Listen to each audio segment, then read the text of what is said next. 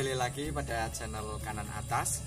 Kali ini saya sedang berada di situs Goa Lawang. Goa Lawang sendiri itu terletak di Desa Kaliglagah, Kecamatan Kemiri, Kabupaten Purworejo. Itu berbatasan dengan Kabupaten Kebumen dan Kabupaten Wonosobo. Jadi Goa Lawang ini kira-kira lokasinya itu terletak di antara 3 kabupaten, antara Purworejo, Kebumen, dan Wonosobo. Jadi bisa dilihat sendiri, Goa Lawang ini dibangun di kaki tebing. Ini seperti batu andesit kalau orang geologi bilang, tapi ini semu apa namanya, batu cadas putih begitu. Nah, diperkirakan jika dilihat dari struktur bangunannya dan corak-coraknya, Goa Lawang itu dibangun pada era kerajaan Mataram kuno, namun lebih kemungkinan dibangun oleh rakyat biasa, bukan kalangan kerajaan. Maksud saya, ini kalau dilihat dari bentuknya itu sepertinya digunakan untuk sarana pemujaan atau ibadah. Nah, di dalam Goa Lawang sendiri ini ada lingga dan yoni. Itu ukurannya cukup besar. Di sini ada 3 gua. Di dalamnya itu ada lingga dan yoninya semua. Namun saya menemukan bentuk yang berbeda jika dibandingkan dengan lingga yoni yang ditemukan di daerah Magelang dan Temanggung. Jadi di sini lingga dan yoninya itu hanya belum kayak akan seni ukir seperti yang ada di daerah Magelang atau Temanggung. Di sini hanya pahatan batu halus, itu hanya batu alam yang dipahat sedemikian rupa sehingga menyerupai lingga dan yoni. Dan kalau di sini itu antara yoni dan lingganya itu masih menyatu, jadi nggak bisa dilepas begitu. Kalau yang ditemukan di daerah Magelang dan Temanggung, sepertinya kebanyakan bisa dilepas, dan di situ udah lebih banyak akan seni-seninya, maksudnya ukir-ukirannya begitu. Ini saya tepat berada di gua yang paling kecil. Jadi di Goa Lawang itu ada 3 gua. Yang ini yang paling kecil, bisa dilihat pintunya sekitar ini berapa ya? 80 cm. Ini hanya setengah yang terlihat. Jadi kemungkinan ini ke bawah itu masih bisa untuk masuk manusia. Jadi ini terpendam oleh endapan daripada aliran sungai. Ini dilihat. Nah, di dalamnya itu terdapat sebuah seperti mirip lingga dan yoni yang pada buku-buku sejarah itu bisa dikatakan sebagai lambang kesuburan dan biasanya digunakan untuk sarana peribadahan oleh umat Hindu begitu. Nah, kali ini saya sedang berada di gua yang kedua. Nah, ini ukurannya sedang.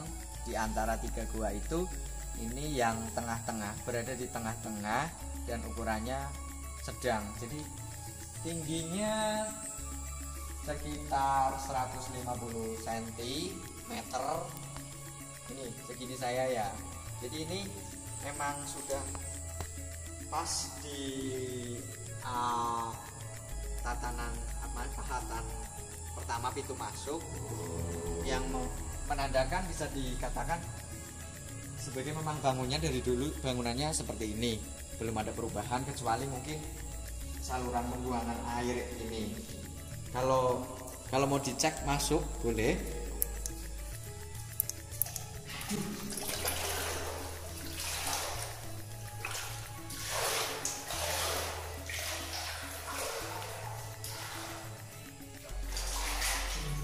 Nah, ini di sini jadi terdapat ini seperti lingga dan yoni lagi. Ini lingganya dan ini yoninya. Jadi di sini lingga yoninya itu berukuran lebih besar.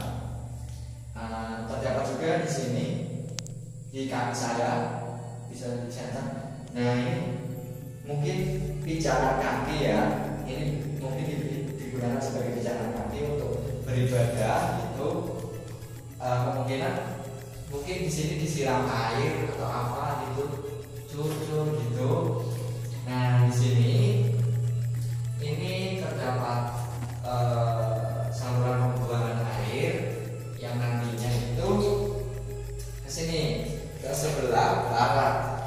Jadi saluran pembuangannya itu mengarah ke sebelah barat. Nah ini ke sini, ini ke sini, dan di sana ada sebuah bak penampungan airnya. Itu entah digunakan sebagai apa, tapi kemungkinan besar itu untuk penampungan air yang dihasilkan dari atas pemujaan ini, altar pemujaan ini. Nah di sini dapat dilihat sudah ada ornamen-ornamen seni. Ini seperti motif sulur daunan begitu. Ini dibandingkan dengan gua-gua yang kecil tadi, ini lebih ada seninya, mengandung unsur seni di sini. Tapi ini masih kasar, istilahnya ini hanya pahatan kasar saja. Nah kalau dilihat dibandingkan lagi dari lingganya, di sini itu masih batu alam yang dipasang dengan lupa. Itu bukan batu kunci yang ada di Borobudur, itu bukan. Jadi di sini memang batu alam yang ada itu hanya dipahat sehingga membentuk kotak seperti ini. Tapi ini sudah ada istilahnya tingkatan-tingkatan kayak gini. Apa ini namanya, kalau dikatakan orang arkeolog mungkin lebih paham ya. Ini lebarnya sekitar 110 cm dan lingganya ini juga halus.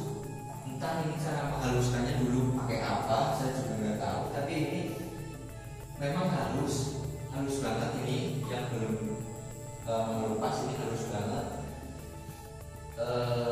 Sepertinya ini juga disiram gitu cara ibadahnya, mungkin ya disiram karena di situ ada saluran pembuangan airnya gitu. Kalau mungkin cara ibadahnya seperti ini, saya juga nggak bisa menentukan itu agama apa yang beribadah di sini. Tapi mungkin agama Hindu gitu ya.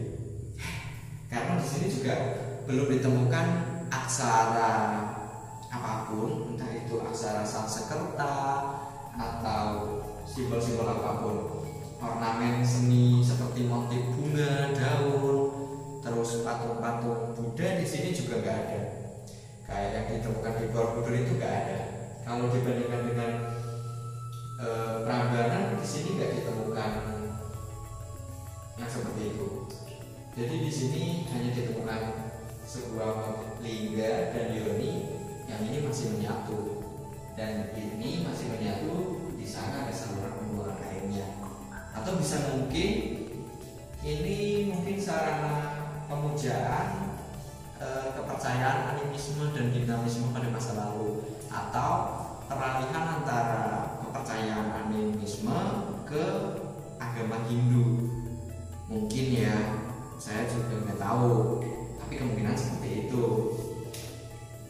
Oh iya, jadi ini kalau saya berdiri di dalam sini, itu kaki saya terendam air dan saluran pembuangan airnya itu di atas. Jadi kemungkinan sejak digunakan tempat ini untuk ibadah itu, kemungkinan memang dalamnya sini itu diisi dengan air. Saya nggak tahu, sepertinya soalnya pembuangan air ini itu dibuat bukan berbarengan dengan pembuatan gua ini. Ini baru sepertinya kelihatannya. Tapi ini menunjukkan bahwa istilahnya di dalamnya tuh memang sengaja dibikin sebuah kolam gitu. Jadi kalau kita masuk itu kita nyabrang. Gua yang ketiga, yang paling gede. Nah ini bisa coba sekitar 175 cm. 175 atau 180 cm. Jadi di sini itu pintunya itu lebih simetris. Nah, nih pahatan-pahatannya itu lebih rapi. Kemungkinan ini juga yang mendasari masyarakat setempat sini itu Desa Kaliilegang menamakan situs Gua Lawang, karena di sini memang terdapat kayak pintu gitu. Lawang itu dalam bahasa Jawa itu mengartikan sebuah pintu gitu. Itu juga ditunjukkan oleh ini. Jadi di tepi apa ini namanya, kusen gua, bukan kusen tapi struktur gua, itu terdapat sebuah semacam lubang untuk engsel pintu gua. Nah, ini di bawah juga ada, dan ini di kanan. Nah, di pintu yang ini juga ada. Nah, kemungkinan ini digunakan untuk engsel pintu. Tapi ini juga ada saluran pembuangan air, tapi ini saluran baru ya. Ini dibuat oleh masyarakat kemungkinan untuk membuang air. Tapi ini pahatannya sepertinya baru. Nggak tahu ini siapa yang membuat. Nah, ini dilihat dalam guanya. Di sini ada Liga yang dan Yoni lagi. Nah, di sini ukurannya paling gede, lingganya gede, doninya gede, gitu. Tapi di sini tidak ditemukan undak-undakan seperti yang ada di gua nomor 2. Di sini hanya lurus, begitu, seperti yang bisa dilihat, hanya lurus saja. Nah, ini di dalam gua yang nomor 1 atau yang paling gede. Jadi di sini juga terdapat sebuah lingga dan yoni. Tapi tak namanya apa yang sebenarnya, tapi ini kemungkinan lingga dan yoni. Tapi tak namanya apa itu ya saya juga tahu. Sama di sebelah kanan terdapat seperti pijakan kaki. Di sini kemungkinan kalau menurut saya digunakan untuk gini, berdiri untuk menyiram hingga ini kemungkinan. Nah, ini airnya mengalir ke bawah, terus tertampung di kolam kecil, dan akhirnya, nah ini menuju saluran pembuangan air. Nah, ini ada lubang ke sini, dan nanti turun ke sini. Nah, ini juga sepertinya bak penampungan air.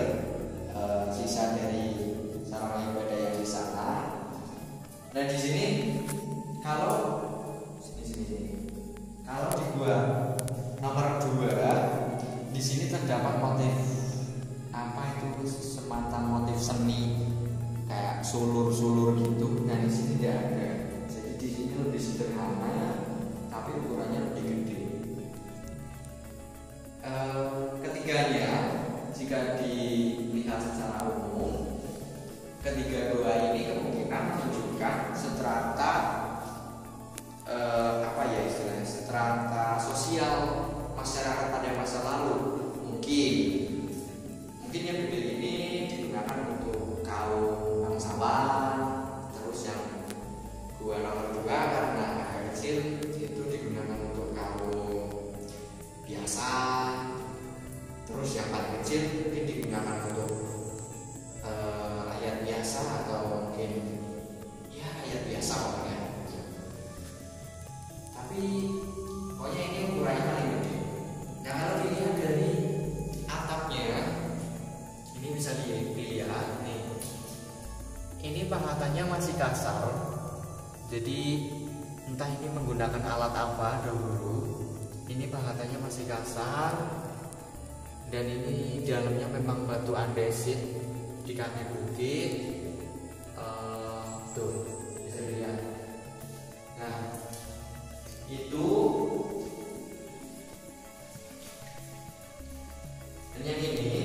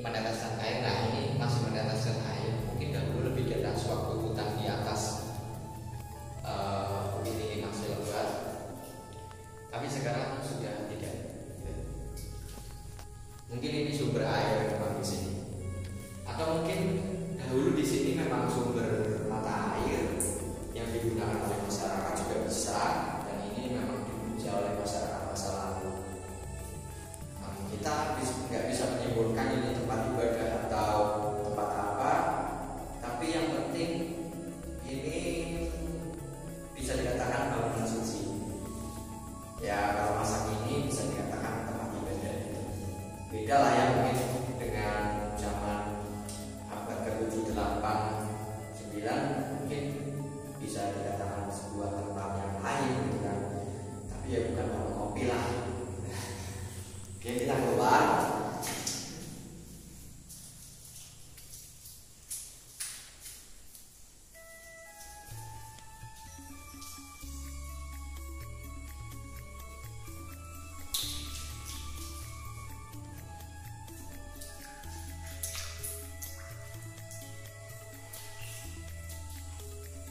Nah ini saya sedang berada di luar gua. Nah ini gua yang pertama. Ini mungkin bisa dilihat ini kotak daripada luar guanya itu lebih simetris, bisa dilihat kan. Nah ini saya tunjukkan sini. Di sini di depan gua itu menunjukkan terdapat sebuah tangga, bangunan tangga yang memanjang gitu. Suara apa itu? Kelawar. Ini memanjang, tapi ini rusak oleh alam sih. Jadi kemungkinan ini masih ada susunan tangga ke bawahnya.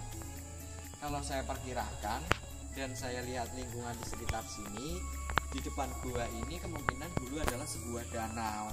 Jadi saat ini itu tertimbun oleh endapan material yang dibawa oleh sungai yang memang dekat dari daerah sini, hanya sekitar 50 meter itu sungai besar. Nah sebelah sananya lagi itu ada bukit, dan di sini itu bukit. Jadi memang ini di pinggir bukit. Mungkin masa lalu saya bisa mengira-irakan gua ini itu berada di tepi danau gitu.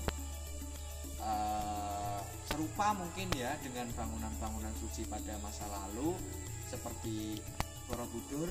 Juga dulu sempat diceritakan bahwa Borobudur itu dibangun di tepi danau di atas bukit begitu kan, yang mana daerah Magelang kota itu dulu merupakan danau purba yang lambat laun memang mendangkal terus menjadi daratan gitu. Sama seperti di sini juga kemungkinan seperti itu karena di sini memang dekat dengan sungai, dan di depan ini diperkuat dengan adanya tangga yang menuju ke bawah. Berarti dulu aksesnya kemungkinan masih di bawah sana gitu kan. Entah sananya air atau daratan apa, tapi ini yang terpendam masih ada sekitar 1 meter mungkin yang di tempat saya berdiri. Nah, untuk gua yang paling kecil mungkin itu ada 2 meter malah gitu. Kalau dilihat dari tanahnya, ini merupakan tanah endapan daripada sedimentasi sungai ya. Kita lihat seperti itu. Ini bukan tanah merah, tanah gunung seperti biasa. Di sini juga terdapat banyak kerikil sungai nih. Ini umumnya material seperti ini ini dibawa oleh sungai. Nah ini menumpuk di sini sehingga menutup sebagian daripada bangunan gua ini. Kalau menurut saya seperti itu. Semoga sedikit klarifikasi atau ungkapan saya ini nanti dilihat oleh para arkeolog yang memang ngerti tentang kepurbakalaan. Mungkin bisa diteliti lebih lanjut ke sini ya. Tentunya itu bisa dikembangkan untuk wisata, sekedar wisata religi atau wisata kebudayaan juga bisa, atau mungkin bisa juga digunakan untuk mengungkap peradaban manusia di daerah Kaliblagah ini atau kecamatan Miri sekarang. Namun ini perbatasan dengan kecamatan Pituruh sih. Nah ini saya sedang istirahat, jadi kaki saya sedikit basah tadi, agak gatel sih airnya, mungkin karena endapannya di dalam ada lumpurnya. Oh iya, balik lagi. Jadi kemungkinan Gua Lawang ini dulu berada di tepi danau. Ya saya sempat menghayal indah sekali mungkin ya pada masa lalu ini gua tempat ibadah berada di tepi danau yang airnya jernih gitu kan. Terus bisa juga mungkin dikaitkan dengan apa namanya proses peradaban manusia di daerah sini, Kecamatan Pituru dan Kemiri, itu betapa majunya dulu ya mungkin. Namun ya ini hanya salah satu bentuk daripada karya manusia pada masa lalu. Ya kalau kita bandingkan ya juga lumayan majulah kalau menurut saya gitu kan. Menunjukkan bahwa masyarakat sini Kemiri dan Pituru itu pada masa lalu begitu religiusnya gitu kan. Dan itu bisa dikaji untuk apa kehidupan pada masa kini gitu kemungkinan. Menambahkan saja di sepanjang aliran sungai Kali Glagah ini, Kali Glagah gitu kan, berarti kali itu sungai, gelagah itu mungkin tumbuhan, suket gelagahan itu kan. Jadi mungkin sungai yang di pinggirnya terdapat banyak tumbuhan gelagahan, sehingga dinamakan daerah ini daerah Kali Glagah gitu. Di sepanjang aliran sungai ini itu sebenarnya tidak hanya terdapat situs Gua Lawang saja. Di sebelah utara sana masih terdapat situs gua namanya Gua Silumbu. Nah, Gua Silumbu itu kalau di sini dilihat dari namanya, didengar dari namanya si lumbu, si dan lumbu. Si itu biasanya menunjukkan suatu lokasi dan lumbu itu tales gitu. Jadi kemungkinan di sana mungkin banyak tumbuhan tales gitu kan. Kalau di sini Gua Lawang atau Si Lawang menunjukkan tempat, sinya, dan lawang itu menunjukkan pintu. Nah ini namanya seperti itu. Tapi ya entah pada masanya ini namanya gua apa saya juga nggak tahu. Tapi kemungkinan masyarakat menamakan Gua Si Lawang karena bentuk pintunya ini ada lawangnya, ada 3 gitu kan. Nah di sebelah timur sana itu ada masih namanya Gua Gong. Di situ kalau dilihat dari guanya itu nggak bulat seperti gong yang kita tahu pada saat ini alat musik gamelan itu, enggak. Di situ sama, di situ hanya satu gua. Di sana ada pintunya seperti ini tapi lebih besar dan ruangannya di dalam lebih besar. Akan tetapi di dalamnya itu tidak ada lingga dan yoni, mungkin beda fungsi gitu ya. Terus ada satu lagi di sebelah barat, balik bukit ini bukit atau gunung? Bukit. Oh ini bukit. Di balik bukit ini ada namanya Gua Pawon. Nah itu karena menyerupai pawon.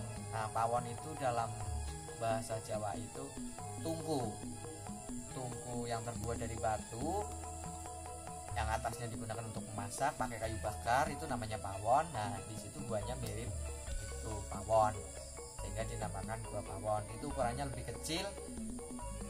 Mungkin lain waktu kita bisa menunjukkan kepada teman-teman Gua Pawon, Gua Silumbu, dan Gong. Ya kami sebagai masyarakat hanya berharap semoga dari pihak cagar budaya dan kepurbakalaan daerah Purworejo atau mungkin provinsi Jawa Tengah itu bisa lebih menggali potensi yang ada di sini. Ya syukur-syukur bisa membuka tabir bahwa ada kisah di balik pembuatan gua-gua ini, itu entah untuk sarana ibadah ataupun tempat apa itu. Ya intinya bisa untuk memperkaya pengetahuan kita semua gitu.